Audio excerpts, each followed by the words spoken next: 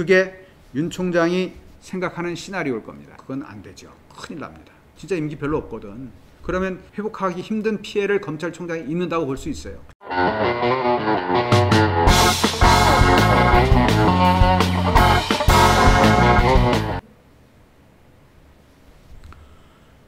16일 새벽 4시에 법무부의 검사징계위원회가 윤석열 검찰총장의 징계를 의결했습니다. 정직 2개월. 지난번 방송에서 제가 윤석열이를 파면이나 해임은 절대 시킬 수가 없다. 사안 자체가 그렇게 무거운 사안도 아니고 그렇게 됐을 경우에 정권의 부담이 너무 커진다. 그래서 그렇게까지는 안 갈 것이다. 못 갈 것이다. 이러고 큰 소리를 빵빵 치면서 한번 뭐 예측을 해보겠습니다. 뭐 틀리면 개망신인데 이러고 떠들었는데 결론은 좀 약간 틀렸죠. 저는 경징계로 가지 않을까 생각했는데 솔직히 정직을 깜빡했습니다. 그때 방송에서 파면, 해임, 정직, 감봉, 견책, 주의, 경고 뭐 이렇게 있습니다라고 열심히 떠들어 놓고 그것도 예상을 했어야 되는데 그 예상을 못했어요. 근데 아무튼 파면, 해임은 또 안 됐습니다. 이걸 지금 제가 생각하니까 말이죠. 이거 맞았다고 우겨야 되는데 맞았다고 우기기에는 좀 낯이 좀 뜨겁고 틀렸다고 하자니 조금 반드시 틀린 것 같지도 않고 오늘 또 댓글 보니까 이거 어떻게 맞추셨어요? 뭐 이런 댓글도 있고 근데 아무튼 뭐 경징계는 아니었으니까 제가 틀리긴 했습니다.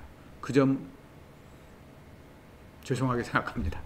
다만 틀리긴 했는데 또 완전히 틀린 것도 아니잖아요. 뭐 파면 해임은 절대 안 된다 그랬는데 파면 해임은 안 되고 그냥 정직 2개월로 갔으니까 제가 볼 때 그 정도면 양측 다 수용할 수 있는 적절한 선이다라고 보여집니다. 추미애 장관 입장에서는 자기 체면 안 상하고 일단 검사징계위원회에서 정직 2개월을 때렸기 때문에 뭐 그 정도면 됐어 이러고 넘어갈 수 있고 윤석열 총장 입장에서도 파면이나 해임 이런 생각들을 많이 했을 텐데 거기까지 안 가고 정직 2개월 내리니까 이거 뭐야? 이제 이렇게 생각을 하면서 아마 안도했을 수도 있습니다. 그러면서도 윤 총장 입장에서는 이걸 그대로 받아들일 수는 없습니다. 왜? 지금 12월이에요. 내년 7월이 윤 총장 임기입니다. 7개월밖에 안 남았어. 근데 그동안에 2개월을 정직시키면 사실상 임기가 엄청나게 단축되는 거야. 단축되는 것뿐이 아니야. 2개월 정직 기간 채우다 보면 그냥 후지부지 하다 보면 임기 끝나게 돼 있어요. 그럼 윤 총장은 뭐라고 어떡하겠습니까? 당연히 반대하죠. 아마 검사 징계 효력 정지 가처분 신청 같은 걸 낼 겁니다. 이제 대통령이 재가를 하고 나면 대통령이 재가를 어떻게 할지 모르겠습니다만 어쨌건 지난번에 문재인 대통령이 이야기를 할 때 법무부의 결정을 최대한 존중하겠다. 다만 절차의 정당성과 공정성을 지켜달라. 이렇게 이야기를 했는데 여기서 절차의 정당성과 공정성이라는 단어 뉘앙스에 좀 신경을 쓸 필요가 있습니다. 왜? 지금 윤석열 총장 측에서 이거 절차가 틀렸다. 공정하지 않다. 막 우기고 있지 않습니까? 우기는 건지 뭔지 아무튼 막 주장을 하고 있어요. 법무부 쪽에서는 절차 정당했어 공정했어 라고 이야기를 하지만 받아들이는 대통령 입장에서 이걸 어떻게 판단하느냐에 따라서 무엇로 갈지는 조금의 차이는 있을 수 있습니다. 그러나 큰 흐름을 이렇다고 보면 윤 총장 입장에서는 문재인 대통령이 재가 나는 대로 가처분부터 신청을 할 겁니다. 법원은 아마 그 가처분 신청을 받아들일 겁니다. 왜? 아까 말씀드린 것처럼 검찰총장 임기는 이제 7개월밖에 안 남았어요. 거기서 2개월을 빼면 진짜 임기 별로 없거든. 그러면 현존하는 급박한 회복하기 힘든 피해를 검찰총장이 입는다고 볼 수 있어요. 그럼 받아들일 수밖에 없는 겁니다. 그런데 그 다음에는 어떻게 하겠어요? 가처분 신청이라는 거는 소송을 가기 위한 전 단계 아닙니까? 그럼 당연히 소송으로 가겠지. 근데 소송은 또 사실 의미가 없어. 소송하다 보면 임기 끝나. 내년 7월이니까요, 윤 총장 임기가. 뭐 내년 한 1, 2월, 1월 뭐 초쯤 해서 뭐 정식 소송 내, 뭐 어쩌고저쩌고 뭐 심리 몇 번 하다 보면 임기 끝나는 거야. 본안 소송은 사실 의미가 없습니다. 그러면 가처분 신청해서 7월 달까지 임기를 무사히 마치는 것. 그게 윤 총장이 생각하는 시나리오일 겁니다.